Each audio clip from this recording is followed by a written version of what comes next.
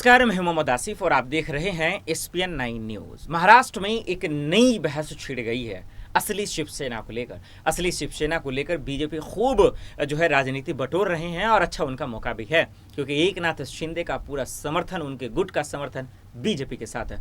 अमित शाह जी के जाने के बाद मुंबई में महाराष्ट्र की राजनीति में एक नई भूचाल सी आ गई है। अब बीएमसी चुनाव पर जबरदस्त बातचीत हो रही है, किसकी जीत होगी, किसकी हार होगी। एकनाथ शिंदे हारेंगे, उद्धव ठाकरे जीतेंगे, या उद्धव ठाकरे जीतेंगे, एकनाथ शिंदे हारेंगे, बीजेपी का क्या रोल रहेगा।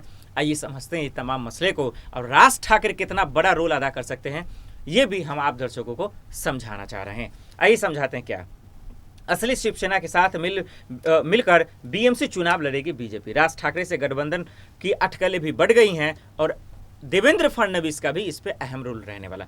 आइए ये लॉजिक हम आप दर्शकों को समझाते हैं। दरअसल आपने देखा कि जब उद्धव ठाकरे की सरकार थी तो हनुमान चालीसा के नाम पर और यही राज ठाकरे कैसे हमला बोलते थे, और ये राज ठाकरे साहब ये कहते रहे हैं कि उन्हें अजान को बंद करना होगा, नहीं तो हम उनके खिलाफ सड़कों पे आ गए, और वो आग भी गए थे।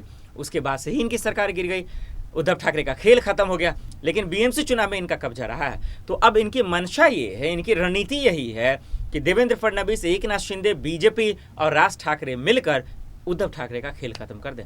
लेकिन इन्होंने भी कच्चे गोलियां नहीं खेली हैं।